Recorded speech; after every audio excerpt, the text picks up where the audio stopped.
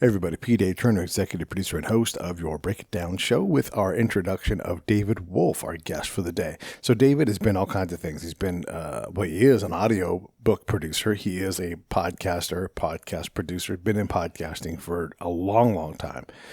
He's, radio and media production, content marketing strategy, syndicated radio host. He's also been a jobbing musician in Chicago.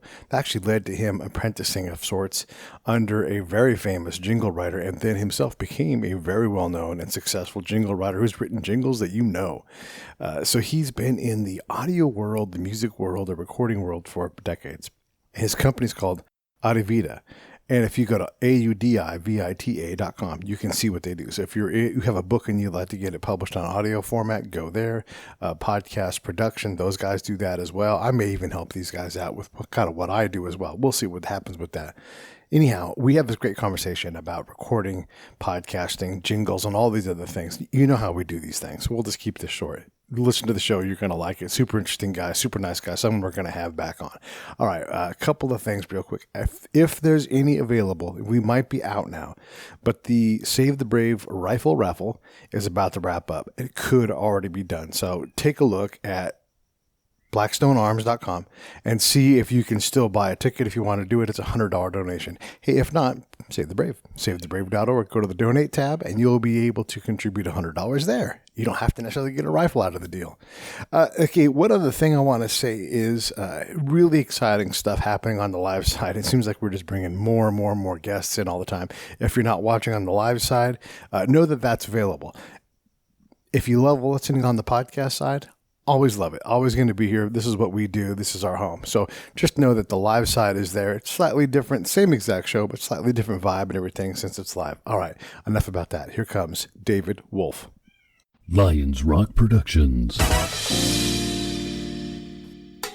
This is Jay Moore. This is Greg Proops. This is Jordan Harbinger. This is Dexter from The Offspring. This is Nathan This is East. Sebastian Younger. This is Rick Marotta. This is Stuart Copeland. This is Mick Gillette. This is Andy Summers. Hey, this is Skunk Baxter. This is Gabby Reese. This is Rob Bell. Hey, this is John Leon Guerrero. Hey, and this is Pete A. Turner. Hey there, I'm David Wolf, and you're watching the Break It Down Show. And now, the Break It Down Show with John Leon Guerrero and Pete A. Turner. Combined, David and I have recorded over 2,000 episodes of podcasting. We have no idea what we're doing today. So we're just it's Friday. I'm in a tent. I'm still figuring out the living accommodations out here in my outdoor studio that I just set up yesterday, David. So, I didn't realize that. Yeah, the acoustics are quite nice, actually, Pete. You know, there's something with the fabric that actually does that acoustic softening that we so enjoy. Yes, we all enjoy it. Yeah, and as an audio technician and as a company that does this kind of thing, you can appreciate that. But you can also appreciate that it's got to be well above 100 degrees in this tent right now. Oh my gosh. So what are you doing for AC? Is there any method to the madness around keeping it cool for you? I will be doing something. I wasn't sure how hot it would be in here. I thought maybe I could keep it cool with fans. That has proven to be a bad assumption. Gotcha. So we'll cool it off. We'll get a little AC in here pumping and take it down. But my main preparation is many years in Iraq, walking on the streets of Baghdad and Mosul and that kind of thing. So I can take it. So you're conditioned. Yeah, you can take it. You're conditioned. This is relatively not such a bad thing. Yeah, plenty of water, hydration. Yes. And let's have a conversation because, I can talk about what your production company does, and we'll certainly do that. But let's just bounce the ball back and forth. Tell us about it. Sounds great. So, I'm a guy that came out of music production. I'm actually a music composer, producer. I learned the business. I learned to play drums and was what we used to call a jobbing musician. Maybe we still call them that. In Chicago for many, many years. Played every genre you could imagine. But there was a point I reached where I needed to do more. So I learned how to write music, compose, orchestrate, produce, all of those sorts of things. And learned the business from a guy named Dick Marks, who was one of the 3 big transformational jingle writers in the Chicago market in advertising. So my roots were really in film scoring, songwriting for advertising, radio, TV, film, etc. That really kicked it off. In 85, I got married and my wife and I moved to Dallas, Texas, which was a smaller market. We started a company called Cry Wolf Music and ran that together for about 18 years. We had a studio there with for those who are listening who may be familiar with music production technology, Synclavier system. It was Synclavier was the center of our studio. This is shortly after MIDI came in, for those who are geeking out on music. And so we had a studio there and we had one in Santa Fe as well. had a ball. There were great players in Dallas, brass players, rhythm section players, the string folks, the singers are amazing because the history of the radio ID was formed in Dallas, where they'd sing the call letters. So we had really good singers as well, both group and soloists. We just had a great time. So over the last 10, 15 years or so, I started nibbling away at doing, after having done a completely unrelated project in the bakery space of all places, a family business turnaround. I came back to my roots and started Audivita Studios. We hard booted this company about 2 years ago, but I had been nibbling away with a couple of partners, publishing partners, and started podcasting in 2005 or 6, eventually beginning to move into producing for others and getting away from doing the work myself. So those are the roots. Today we have a extended team of about a dozen audio engineers, guys that cut video. We're starting to get into live event production as well online because there's such the market is asking for it now for all the reasons we know. And I love my team. We've got a terrific team. The core group is actually here and co-located in New Mexico, but we don't share a building. We're all virtual. It's a very balance sheet light kind of business model, and we're having fun. I love it. Yeah, it's fun when you get good projects to work on, and you're right, the market for what we do, and basically I do the same thing. Folks always ask me, as a matter of fact, I was asked today by a dear friend of mine, how do you make money? Do you do advertisements? And I'm like, yeah, that's a radio model. And for the most part, right. No. I mean, you can spend a lot of time being your own salesperson and go out and maybe land a client that aligns well with my show, but right. It's not worth the money. The 500, 600, 6,000, whatever it's going to be dollars a month, like you would always be working the sales side. And unless you've got a massive audience, it's just never going to be about ads. In terms of the podcasting model, right, Pete? Is that what you're saying in terms of the pure podcasting model? Yeah. When people ask us, well, there's always this feeling like they want to instantly monetize. And really there's so many indirect ways to monetize the show. And actually it's direct, not indirect. And what I mean by that is, and I'm sure you've talked about this with others as well, is your audience of one. Invite, assuming an interview program, invite people on your own show that you want to engage with and do business with, because something really magical happens when you're recording with someone like you and I are now streaming, as it were. Something happens with the relationship, that there's a bond, there's a thing, and that can transform into a business relationship that you can monetize. So, I mean, how many times have we had the question after we finish a show, hey, how do I do this? All the time. It's like, I'd like to get involved. And it's like, well, look, you can get involved. It's a lot of work, like any kind of audio endeavor. When you just hear the product going into your ears and it sounds so amazing, you don't realize that you have to sit in a 110-degree tent to figure out which air conditioner. Yes, exactly. In this particular instance, and by the way, there's some technology you might know about it. We just got hip to it the other day, in fact. We do a lot of post-production on our audiobooks and podcasts, but there's a system that does noise reduction on the fly with no latency, or very little latency. So if you had an air conditioner in the background and you're using cardioid mic, it may pick it up, but this thing scrapes out particularly constant state, just like your noise reduction algorithms in post-production. It's really, really cool. It's called CRISPR. Cool. I think What's it called? Crisp.io, I believe. I think it's Crisp with a K. With a K. And so, we were experimenting with it. It does a little bit of it does a little thing to your voice, but it's sort of a pain pleasure equation. It's always a compromise. Yeah, you got it. By the way, one of the compromises, because the studio is new for the backyard, the marquee. And normally this would be on the shelf behind me in the house, but because we're in the tent, I have to mount this some way, which I have not figured out yet, I'm happy with the Vanna White approach. It's very nice. I feel like it's a game show almost. Here we have. Yeah. I mean, come on. And I love camping in the tent for the podcast. That's nice. I mean, some guys do it in the garage, right? So absolutely. Absolutely. And then I take a slick picture, which I'm going to do right now. And I post that on the interwebs for us. And, I'm having a good hair day, so this should work well. Yeah. You are having a great hair day. Yes, thank you. What's funny about jingles is I've got one of those brains that I hold on to jingles. And, like I can sing the whole WKRP theme song. And right. And I often just sing them absent-mindedly. Like if I'm singing to one of the pets, I'll sing the Tootsie Roll. Tootsie Roll, power's got the chocolate chew. Tootsie Roll, think I'm in love with you. Whatever it. And so I'll sing that to the pet, and I'll put the pet's name in there and make up my own lyrics and stuff. That's cute. But that is the brilliance of the jingle, is to make something so infectious that it's just always there, you know? Yeah, the songworm. You know, it's funny. For me, I don't know how to say this any other way other than I have a complex mind. So for me as a composer, to approach the challenge of simplicity after having played jazz for many years, and, you know, that's when I entered the business. And I remember I was walking down.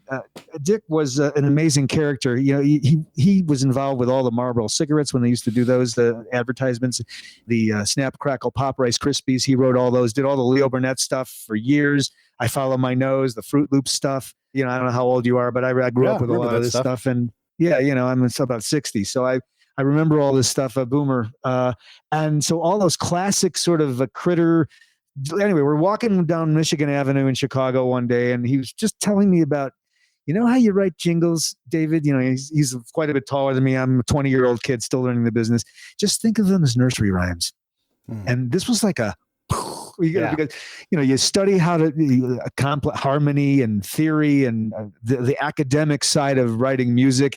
And as a jazz player, the more complex it is, the more impressed you are with yourself. This was a world where it was really about communicating, and that memorable quality that you're pointing to, Pete, as that then is associated emotionally with a product.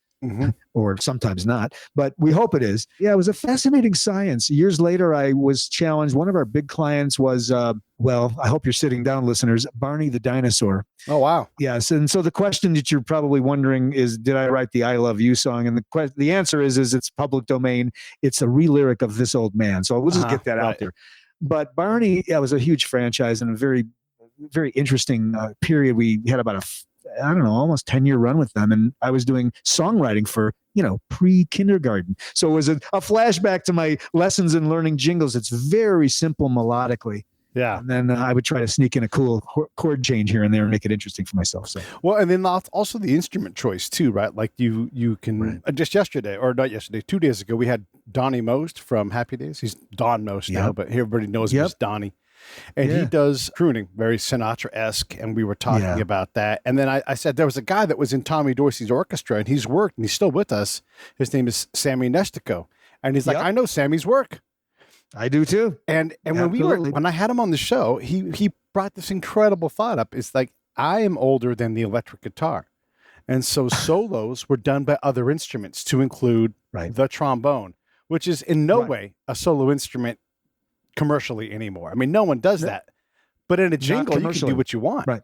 And the choice of the sound, as in any musical experience, becomes a part of the expression. So if you can come up with a quirky or a different or a new angle or a new listener experience, as we call them in podcasting, to activate an audience emotionally around a product with a song or with that instrument, in this instance, that could be a fascinating solution, right? It's like a painter figuring out a color that no one's ever seen, you know? Yeah. What's your go-to axe? Is it the keyboard or? Well, it was drummer originally, and now it's more keyboard. There's one right over there, and I play a little jazz here and there. Mostly I listen now. I was never a great pianist, but I was a composer, so I was inputting parts and, you know, working stuff out.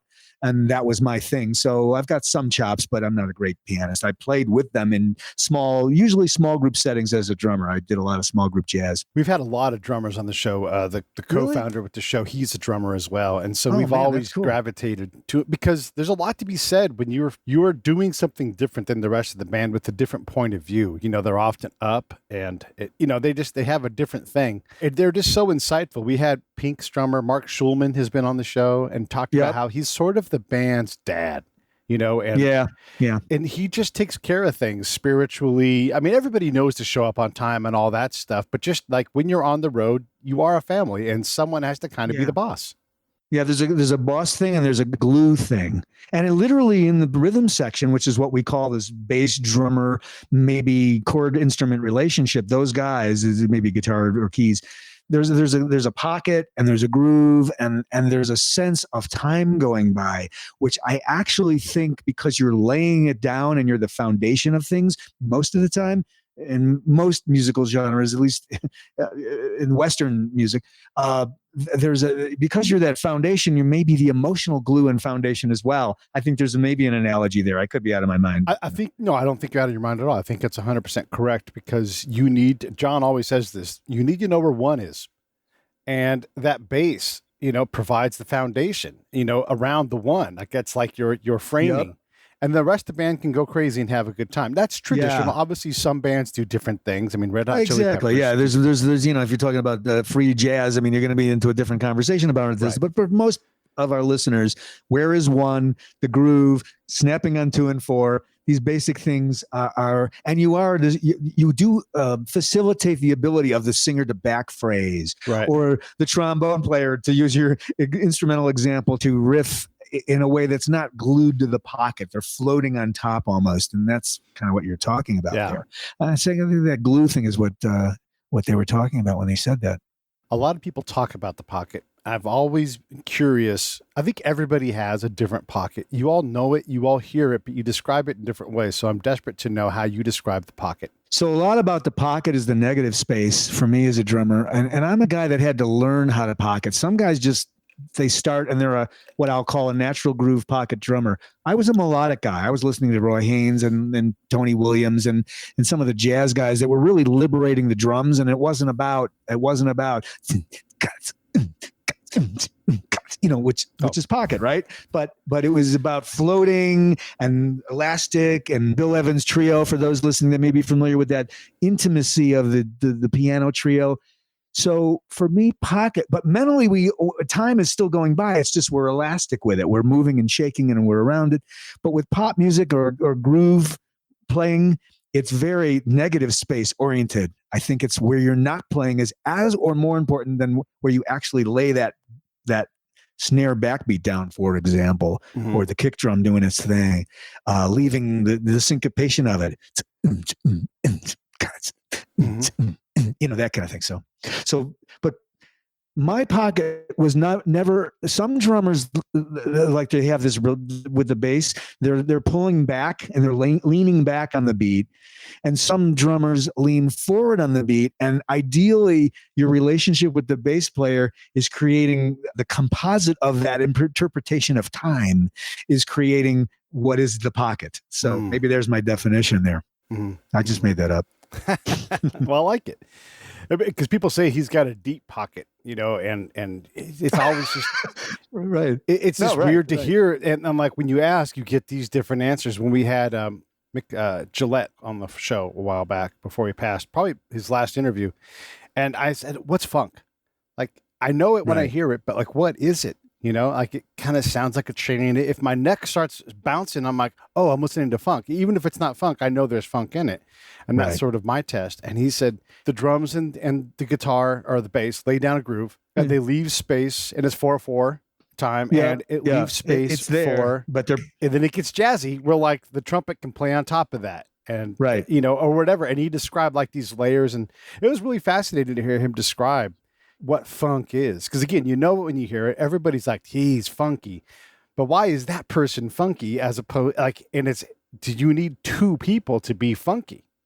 You might, two at least. I think maybe that's part of it. And the other thing, Pete, as we're talking about it, is first of all, I think you're presumed when you're talking about funk, it's what we call in the music business a 16th note subdivision. So it's and the same tempo. I was saying, it could be slower, right? But here I grabbed it. It's the surprise. 3, 4. So you're surprising, and you're moving and rearranging where we expect the thing to happen. It's usually the bass or the kick drum together, because the backbeat's probably going to be on 2 and 4 the whole time. That's my sense of it anyway. Right.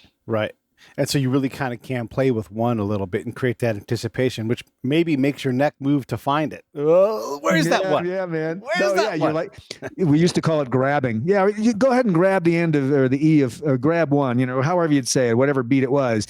You're just before this 1/16th note before the one in that instance, like that. Yeah. So. And then when you hear drummers, I mean, again, we've had so many on the show. We've had J.R. Robinson. We've also had Nathan East on the show, a bass player, and those two. Yeah, Nathan's great. I have a connection to Nathan. He's a beautiful cat. He was just here in Albuquerque at the Albuquerque Music and Film Festival. I don't think does he call it a festival? I think it's a festival.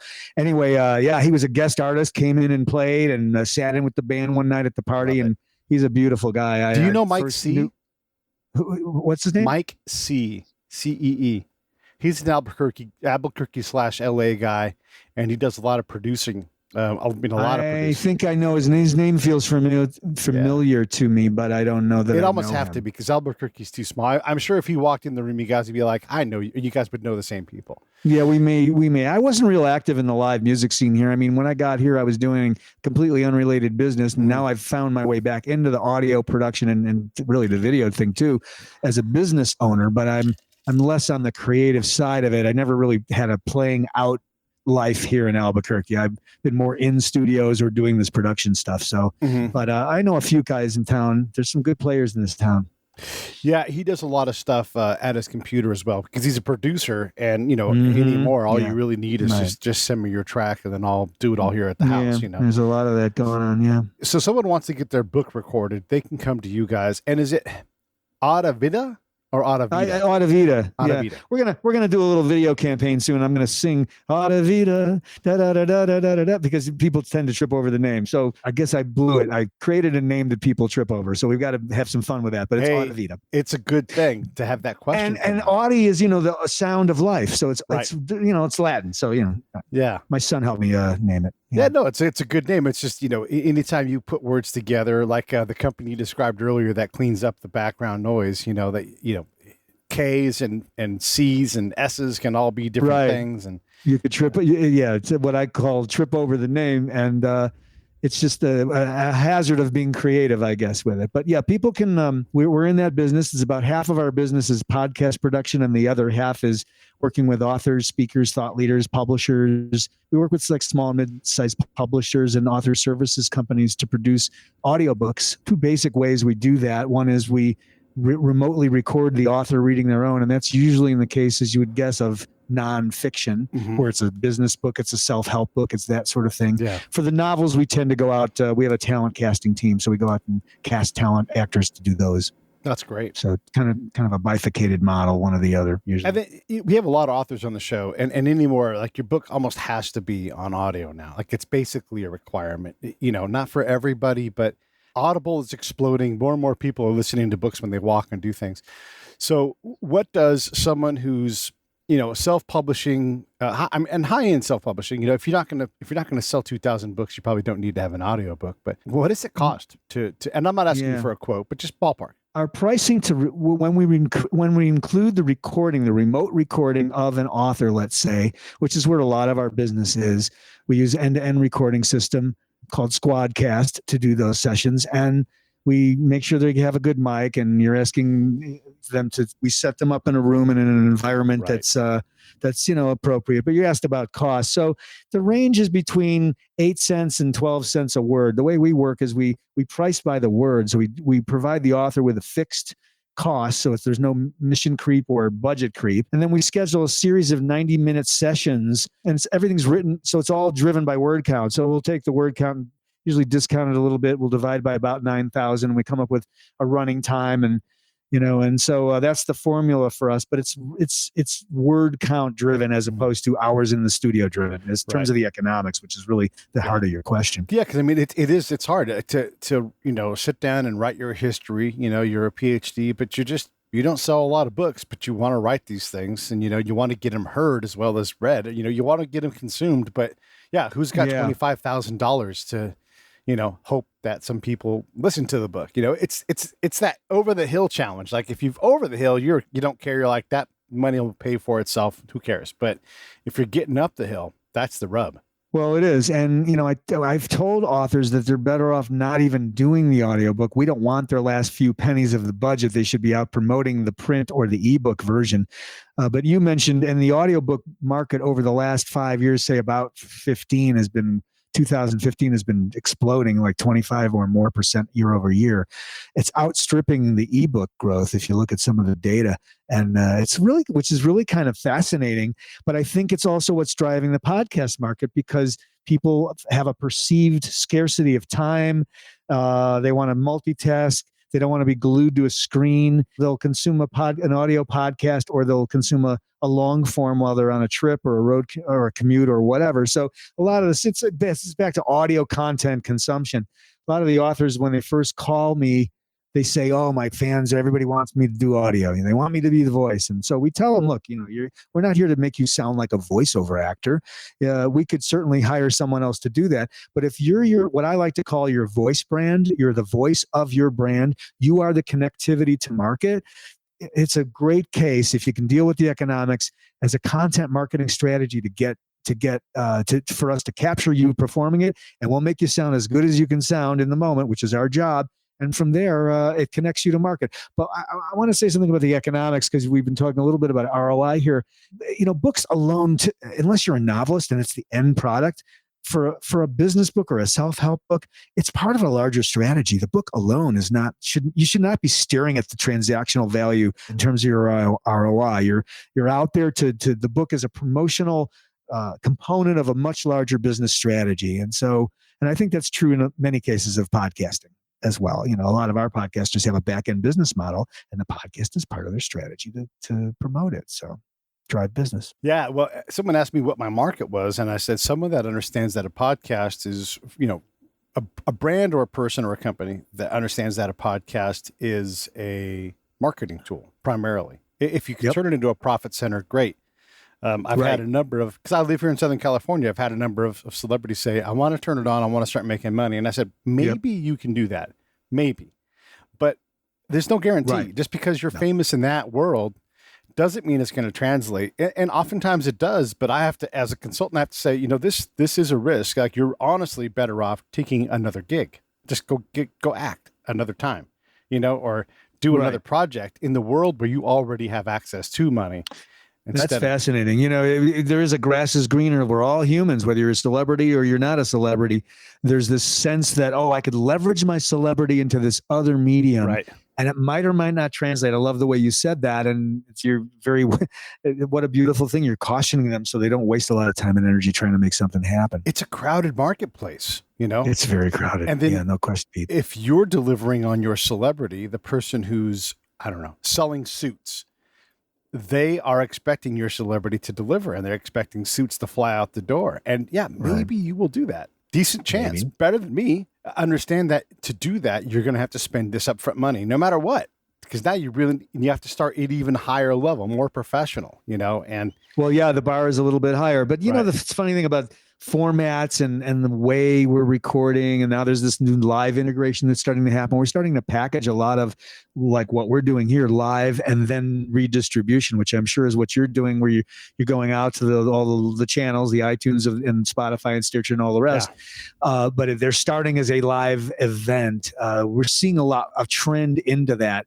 And it seems like the market is leaning into that. The technology solutions are leaning into that. And like StreamYard, which we're using today, or Squadcast is getting into recording video soon, and they're all doing it.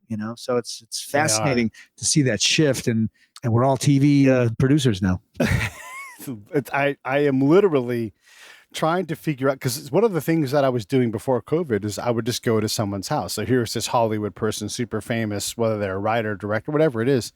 And I can literally, as just sit in their house with them, and they're in their space and have this great conversation. Right. But that's obviously not feasible right now. But when it is again, my capability to be portable and mobile, it's incredible. And again, that magic that you opened the show with, that we all experience by having these conversations, it's multiplied when you're in their space. And if you take the time in LA to drive to Hollywood and you're going to leave after 2:00, they're like, "Oh my God, the traffic." I'm like, "Hey, you're worth it." And they're like, "Oh, all right, well, let me dig in," and you get these incredible interviews. This is really like, there's a whole like mobile TV van experience that happens, when you do this though. And we've got to figure all that out.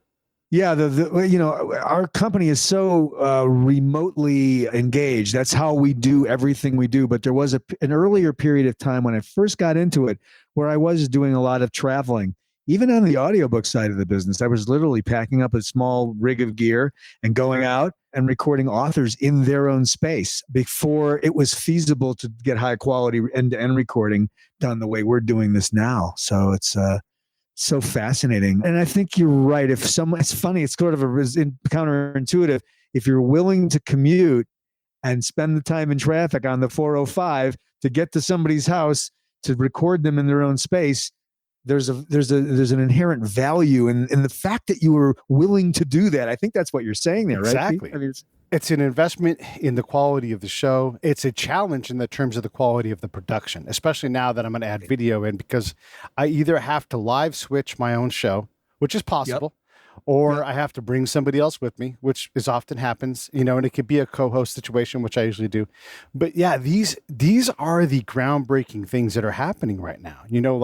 I would love to get Rick Rubin, and who wouldn't? But if I can go to Rick Rubin's house, my chances of getting Rick Rubin are 10x yours for trying to get his time doing something else, Right.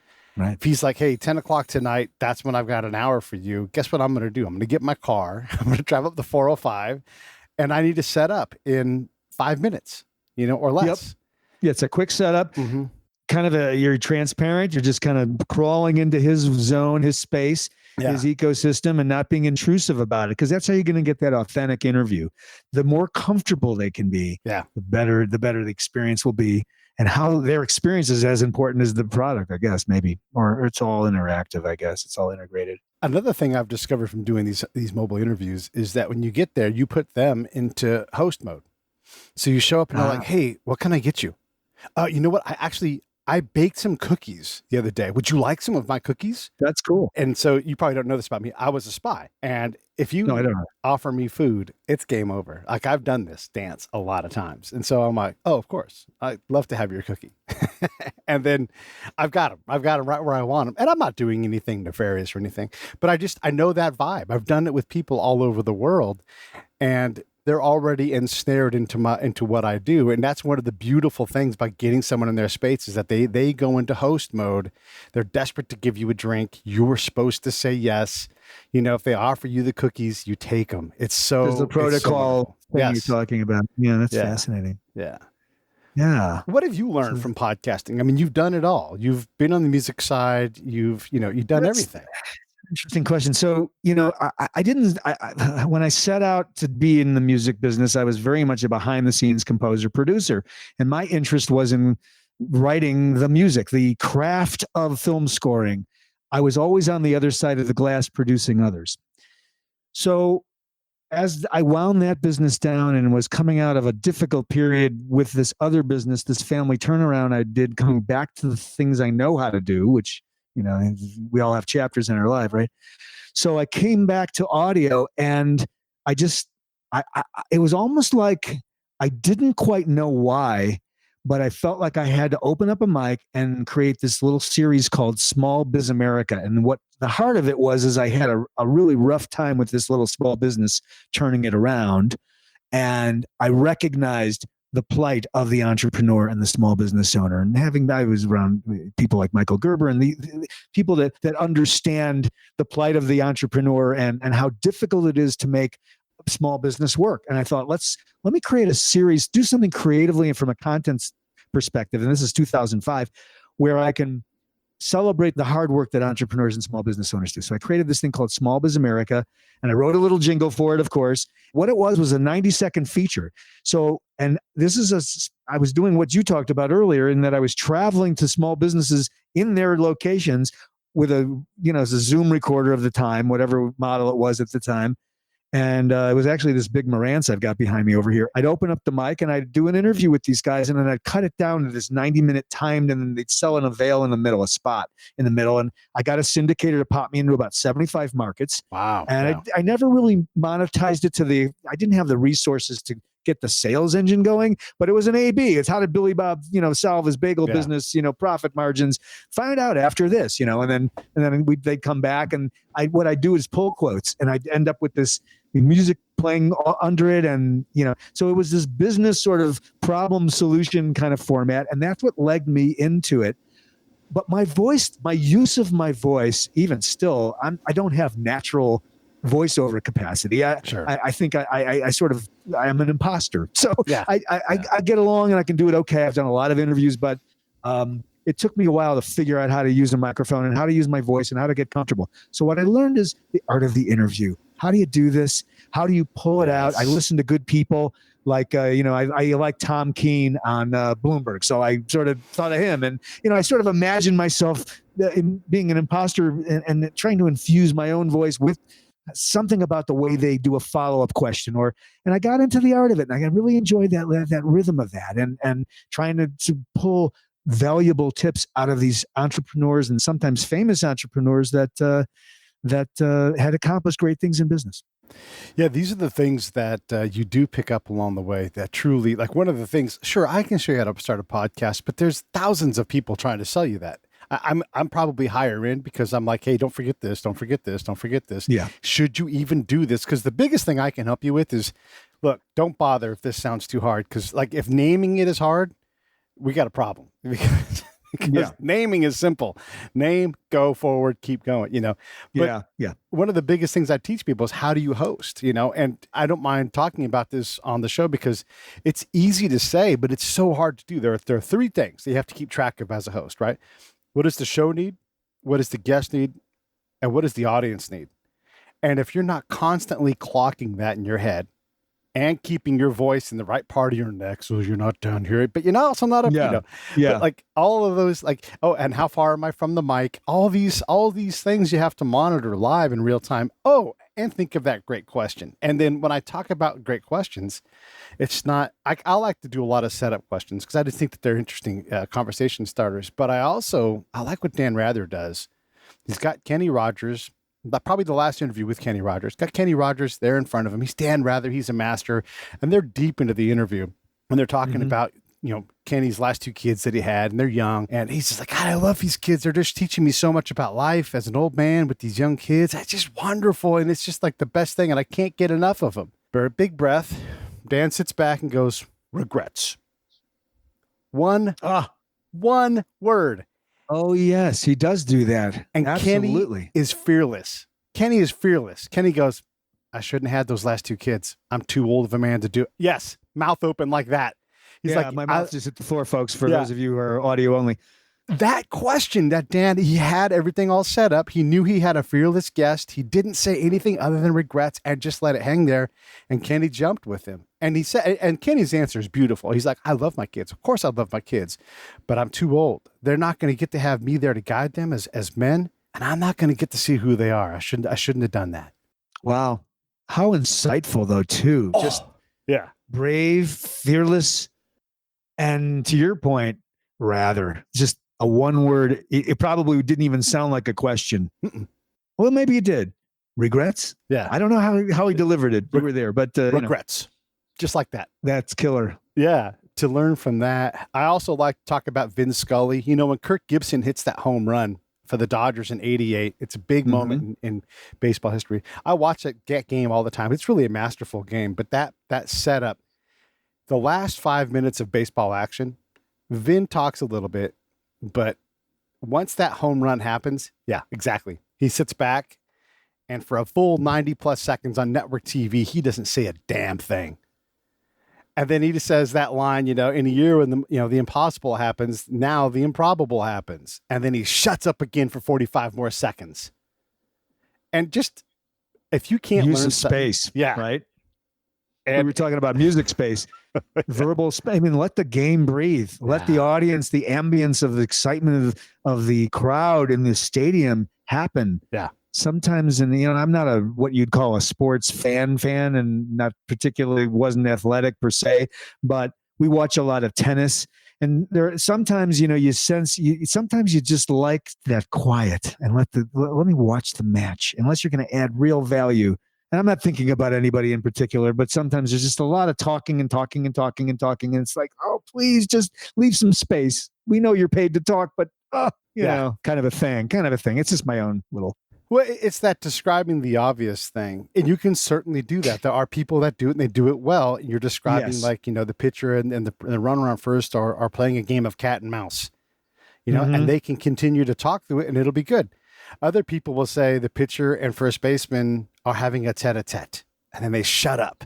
And then you just watch them have this meeting, you know, across, and it's like, oh, it's wonderful. Right. So those are the host skills too, that I love that you brought that up, because it's such a powerful thing to learn how to have these conversations, to learn how to beat your ego back into the box and go, that's an ego question. What's the right question for the audience? You know? Yep. And then always for serving. me, I'm not Mike Wallace. I don't want to put you in a corner and make you uncomfortable. That's a great style. He's a bulldog. I'm not. I'll say, hey, David, I'm going to push you on this. Or David, I'm going to challenge you, but you can take it. And then I'm going to ask you the question, you know, because it's not me. I'm asking it for the audience. They are desperate to know this, you know? Exactly. I like that. The way you set it up. You almost asked permission and you allowed the guests to prepare themselves. Yeah. And, my guess is you're very intuitive about knowing what a guest will, and you know, whether they're fearless like the Kenny Rogers story, or whether it's going to be a little bit like pulling teeth to get this out of them. Maybe I shouldn't go there, or maybe that's why I should go there. If it'll serve the audience, serve the show itself and the listener experience. And then one thing in terms of like sort of the ego of your guest, and one of the things I talk about with our students and our we work with a lot of startup podcasters like you. I don't know if they're startups for you, but for us they are. And what I like to say to them is, look, your guests are going to naturally send you their bio with every degree, every credential, everything that they've ever done in their lives. And you don't want to read that as the intro. What I tell them instead is, make a promise to your listener. Why should I stay here? Why should I care? And what am I going to learn? What am I going to get out of this in terms of value? Yeah. That's the intro. The intro is, here's why we're talking to, you know, Pete Turner today, because we're going to unpack this thing and you just don't want to miss it, kind of a thing, you know? Yeah, I don't know how you approach that. I agree 100%. And then, of course, again, like everything, there are different ways to do it. You know, it is its own form of jazz. But you're right. Like, if someone is reading off of their standard talking points, I'm going to say, hey, you know what? You've said that on a bunch of other podcasts. Let's dig deeper today. And they don't ever go, no. I want to stick to the, like, you know, they go, oh, thank God. Yes. Could we talk about something else? Okay, great. And then we do. And they love it, and the audience loves it. And then I'll say, hey, for anybody who wants background on, you know, whoever, Morley Safer, who we're going to have on the show today, go listen to David Wolf's episode, because that's what I did to get the background. And I'm not going to ask any of those questions. You know, when I had Andy Summers, John and I went to Andy Summers' house. You know what we didn't want to ask Andy Summers about? The goddamn police. Now, that'll come up in the conversation, but we're never going to say, when are they going to get back together? We're never going to say, it was so great on Synchronicity when you played that open C chord to start the song. We're never going to do that. We're going to say, as an artist, this is the question I got to ask Andy Summers. As an artist who's a photographer, a musician, spoken word, all these things, what's in front of you? Who inspires you? And he's like, no one's in front of me. My job is to be out on the very edges of where art is. And then I get to follow up and go, is it possible that you're too far from society and that they can't hang with you? And he's like, that's a great question. Right. Because there's that calibration, right? Yeah. For any innovator, whether it's an artist or a scientist, if you're too far out front for the market to be able to digest it and metabolize it, and that's a market thing or an audience thing, maybe, if you're an artist. And maybe you don't give a damn. Maybe you're like, I don't give a damn. I'm Andy Summers. I've made all the money I ever need. This is for people 20 years from now who will finally get it. It's just ahead of its time, which is but you have to ask you can't say, what was it like playing Day on the Green in 1983? Come the fuck on. There's a place for that show. That's not my show. Exactly. Or I've heard journalists ask, how important is it, fill in the blank? How important is it that, what kind of question is, how important is it? We're talking about it because it's important. I mean, I don't know. It's just sometimes, you know, it's not easy to do it though. You know, I don't know about you. When I first started interviewing folks, I would always do a lot of preparation. I would have every question written out. And as I got better and more fluid, I did more of what we're doing here. I allowed more of myself to come in. I didn't try to be somebody who I'm not, the imposter thing, or try to mimic someone at least internally, it felt like that, to get the style. And I allowed for conversations to occur. I did fewer prep. I'm curious about you. It strikes me that you're pretty extemporaneous. I mean, certainly based on this program. You'll get this, but for the audience to explain these things. Yeah, I looked at your one sheet and I said, oh, podcaster, I no longer need to worry about this because you talk all the time. And then I saw that you were a musician. Everything, got it. We're going to have no problems at all. And so that was the extent of my prep. It was maybe 30 seconds with pulling up the email. And again, it's not that I'm not prepared. And this is the part that's important to understand for any rookie podcaster. I have gathered intelligence in the most dangerous places on earth with people that want to kill me. I have asked all of the questions in all of the scenarios over and over again. I met people I didn't know and had conversations for years on the battlefield. So there's no way that David Wolf is going to ask me something or put me in a scenario that I can't handle, right? And so it's very unique for me to be able to do that. So while it might seem like it's extemporaneous, I've already asked all of the David Wolfs all of the questions already. It's not a stretch for me. I've done the work already. Yeah. Yeah. You have a very, very deep foundation of experience that informs the moment. Yeah. And so your preparation has been cumulative over your career. It's kind of like back to the music thing. How did he play that solo? How do you do this amazing things in the studio? How did you create that melody? It's because I've been working on my art for 40 years. Yes. This is how, I mean, I didn't just do it now, but people that are not as engaged or involved or wired for, or weren't born on the planet to do creative things like these things, they won't entirely understand that it didn't just happen now, but there was a lot of preparation. So. Yes. The person that has everything in their shed and they buy an extra storage facility, but they're always using these things that they've accumulated over the years. That's what happens in our heads. Like you did a chord progression and you're like, oh, that's fascinating. And then you'll think this is 5 years, 10 years, 20 years later, you think this is the time to pull that out. Or and you probably have an old tried and true progression where you're like, this one always works in these situations. It creates this feeling. And exactly. As a film score guy, absolutely. Or even as a jingle writer, there are certain types of chord progressions or even melodic approaches that tend to do certain things emotionally. I mean, you just said it very well. Yeah. So these are the things that make it seem extemporaneous. Again, all the way back to the beginning, that thing that goes into your ear, it seems so wonderful and easy, but took years to be able to do it easy. I watched Willie Nelson play the guitar. He primarily does a D shape chord up and down the neck of his guitar over and over again. It is the easiest thing in the world to do until you have to do it. You're like, how does he get all of that warmth out of his, he's such a master. Like or a BB King. It is not hard to play like BB King. You see what he does. You see how he bends his chords and he uses light strings. Okay, great. And I'm not trying to. No, you're not diminishing. It's an observation about the illusion of simplicity or the illusion of ease when there's just so much more richness there about how he does it or something like that. Yeah, no, exactly right. Like, and then he'll sing Thrill Is Gone, and you realize he's got this wonderful gravelly voice and his guitar, and these two things don't really, in my head, go together very well. But it doesn't matter because because he made it into something that's wonderful, and you're like, oh yeah, I really can't do that. Like that really, I can maybe ape it, but to create something. you could technically do it, but it would not have the soul. It would not have the substance, and it wouldn't be informed by his life point of view, the placement of the notes in time, all of the elements that make it speak. You can play the notes, but if it's not telling us a story, that's. Someone comes to you and says, I want to start a podcast and I'm serious about it. I'm going to put the work in, and I understand it's going to take 5 times more work than I probably even understand. How long is it going to take me to become a good interviewer? Hey, this is P.A. Turner from Lions Rock Productions. We create podcasts around here, and if you, your brand, or your company want to figure out how to do a podcast, just talk to me. I'll give you the advice on the right gear, the best plan, and show you how to take a podcast that makes sense for you, that's sustainable, that's scalable, and fun. Hit me up at pete@breakitdownshow.com. Let me help. I want to hear about it. Someone comes to you and says, I want to start a podcast and I'm serious about it. I'm going to put the work in, and I understand it's going to take 5 times more work than I probably even understand. How long is it going to take me to become a good interviewer? Gosh, I don't know if there's one ubiquitous answer.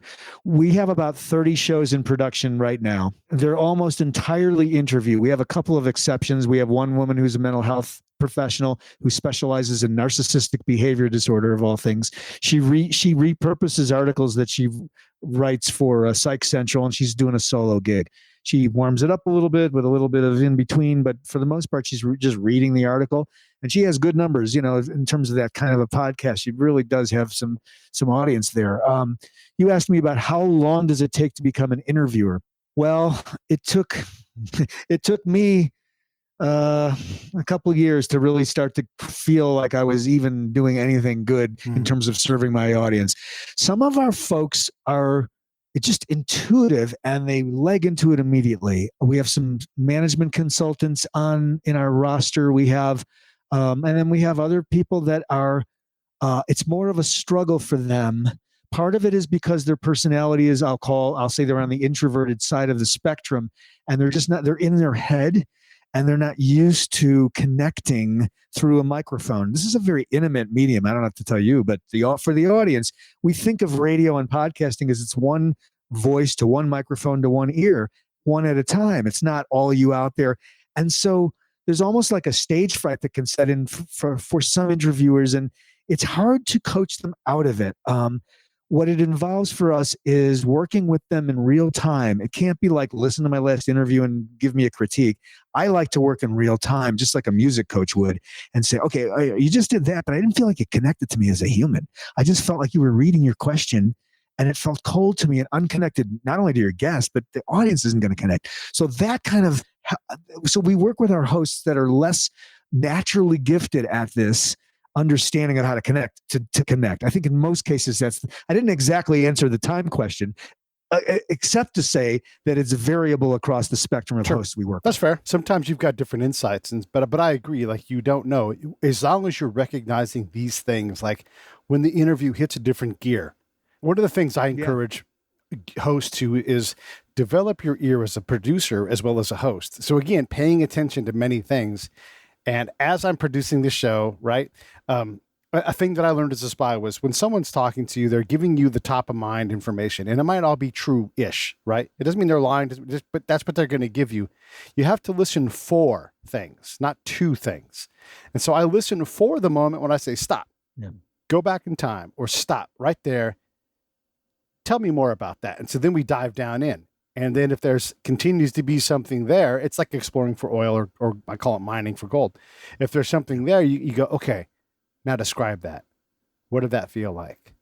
What happened before that? Like, what happened before that moment? Did you have any idea? Did you and all these great gems, because now that person's no longer thinking literally. They're thinking in a completely different fashion, and they're completely consumed with this moment and trying to, they're coming with me. I call it like riding a horse. I'm in total control, but they don't feel it. They're running. It feels like almost like a form of hypnosis, Pete, as you described it. What you're doing is you're like freezing the moment, and you're diving into the emotional. It's not a linear, this happened and then that happened. You asked me questions about how did it feel? Yeah. And what was that moment like? And now they're getting into this visceral sort of the feeling of it, rather than the sort of an academic explanation of this happened and this cause and effect, if you will. So that's fascinating. And as a host, when you hear these opportunities, now you can take them, or you can pass them up. You can say, that's not what I'm looking for. That's not what I'm looking for. That's not by passing on those things, you're hearing at a different level. And then also like just the guts to say, hang on, this show doesn't sound like I want it to sound. I need you to put on headphones, or I need, to produce the show. Like, don't just accept a show that sounds, sometimes you can't help it, especially with all this remote stuff and everybody's on the waves now. But to have the guts to tell someone whose time is what you're so like, it's so incredible to have their time. And you're like, stop, not good enough. I need you to do this. I need you to do that. And know that the audience expects that, and they expect it. I need you at your best. Hey, I don't feel well today. Well, then we're going to scrub today. We're going to reschedule when you feel better, because I want you at your best, and the audience expects it. So let's give it to them. And then they'll go, really? Oh, okay. Yeah. Wow. Yeah. Thanks. Right on. Yeah. Yeah. And then you, as a producer, figure out what you're going to do next. But those are the things that I'm looking for the person to find and go, I heard this. I heard the show hit a new gear. I heard the guest unlock and start going. And I heard you in my head saying, shut up. I talk about the form of questions too. There's so many things to talk about. Closed questions are good questions. Like if I want control of something, I'll ask you a closed question. Don't you agree? And then you'll say yes or no. It doesn't matter what you say. I now have control, and if you agree with me, I just take you down that road. And if you don't agree with me, I take you down the road anyhow. And then the interrogatives, the who, what, where, when, why, how, all those questions are also closed questions. If you can remove that interrogative from the front of that, what happened next? If you just said, and, or whatever it is, that's masterful. Really is. That's when you're doing it well. Like when to not go, well, what happened next? Like that. Yeah, it's too verbal, or it's like static or expected or something. Yeah. It's like this one word. Or just regrets. no word. Just let the silence hang and let them fill in the blank. Because when you say what happened next, you're denying every other option from that timeline. Maybe they want to say, oh, I've got to tell you the most important. Let me give you an example of this. I had Andrew Bernstein on the show. He's a WNBA Hall of Fame photographer. He took all the photos, right? Whoa. Yeah, all of them. And he was telling me about his path to getting to this point. And he's like, I'm on the East Coast. I'm this Jewish kid. I'm doing all the standard things, and I like sports and everything else. And then I moved to LA, and then it all happened. Then I'm like, stop. Wait, hold on. You moved to, and I'm compressing a lot of time here, but you moved to LA. Why? And he's like, oh, wait, I should tell you this. My sister is Didi Khan. She was Frenchie in Greece. Oh my gosh. And when she was making Grease, I came out and I slept on her couch. And then I saw this billboard and it changed my whole life.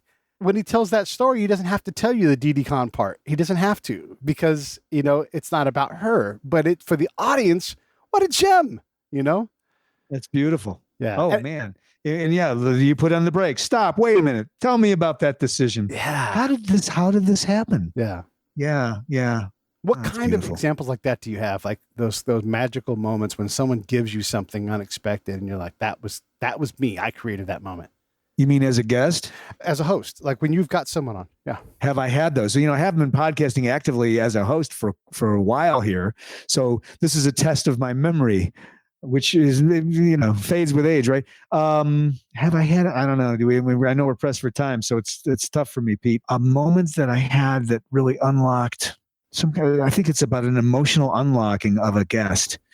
The nature of my show, to be quite honest, was business, and I tended to stay on the rails. I think if I were to do that show today, and particularly after I've learned from you, what I've learned from you today about putting some thought around, it's all about the emotion, I think I would approach some of these interviews differently. So it's not exactly the answer to your question, but this was a very constructive experience for me. So I appreciate that. Yeah. Well, I appreciate you giving me the best that you had at that moment. And I'm sure like 10 minutes and I'd be like, I got to call Pete back. I remember now. Well, I'm sure it'll come back to me, but I wasn't prepared for that one, but there probably were a few where I had a magical moment where I just tweaked it just right. And then the moment was just right. And they said something unexpected to me about how they handled a situation in their business, for example. But I don't have it specific. Let's plug your business, Audivita. Am I saying it right? Audivita? Yes, you are. Okay, good. I got it right this time. Thank you. Yeah, we got it. Yeah. So obviously people wanting to start out doing podcasts, or businesses wanting to do podcasts, but authors who want to record their book. What else? What in terms of what we do? Yep. So helping them get the distribution for all of the above out. So it's not just production, but we actually handle the whole work cycle of getting it out to all the channels they need to do to sell the product, if it's an audiobook or podcast distribution. So we advise, we help, we do all that stuff. It's turnkey stuff. We also do some video work. We've got a few guys that cut video on our team, and they're very good. So we do book trailers, and that's a part of our business that's starting to activate. And the other thing that's activating is this live to packaged podcast model, live events, then distributed in all the channels. So those are the things that seem to be, we're leaning into those more now. Yeah, this live event thing that becomes a podcast. And you think about all these moments, there's all these private chat groups that are doing Zoom meetings with these wonderful guests, and they like, record it. Record it. All like this guest speaker you're going to have at your school. Record it. Put it out. Why would you not? Yeah, you might as well hit the record button because something beautiful might happen. And put it out. You know, as a guy you that never always, know. Yeah.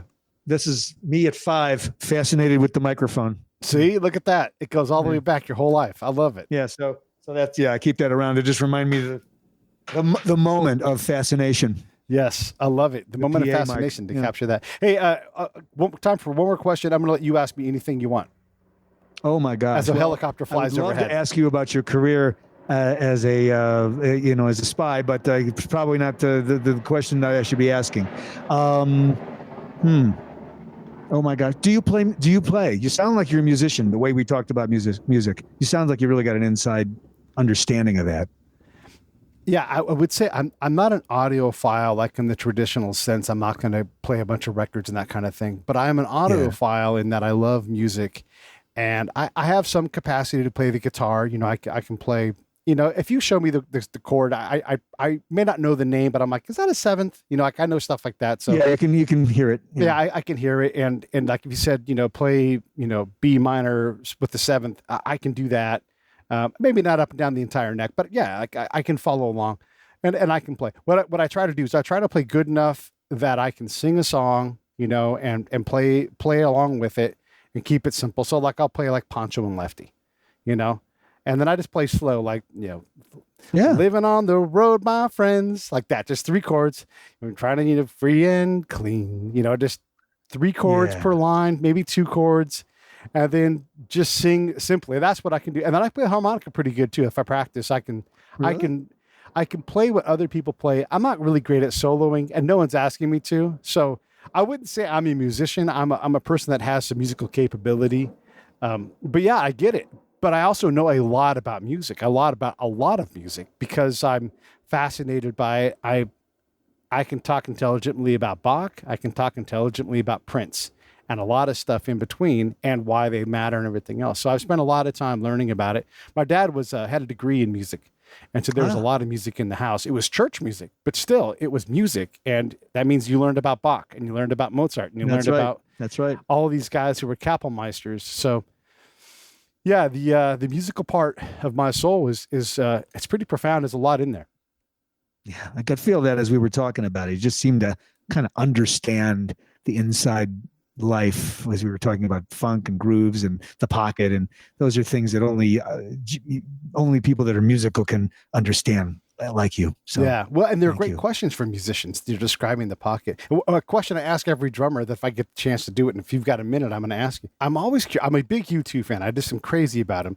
But Larry Mullen Jr. doesn't play the drums the way he's supposed to, and yet nobody has more signature drum parts than what he does, right? So people like in the drum world are like, he's no good, but he's also brilliant because he's completely approached it differently. I don't know. I'd always try to understand what he is as a drummer. Yeah, I think I can leg into that one. So that's like a Ringo Starr question too, right? Because there's a signature way and approach to how they play with others. It's almost like the social musical thing with Ringo, the way he would glue, and also the way he would phrase. There's just something a signature there. But if you look at his technique, does he have the fastest chops? Is he the most technically proficient player? No, I wouldn't say so. But it's what he brings to the music with the instrument. That's the question that he's answering. You know. He brings something to it. Yeah. So for the jazz, for those of us who are snobs with like all kinds of technique, but the guys that play million notes, but nothing really connects with the audience, that's the other extreme. So yeah. It's like, did he mean for that flam to happen? And then just once it happened on accident, he just went with it and it made that great fill.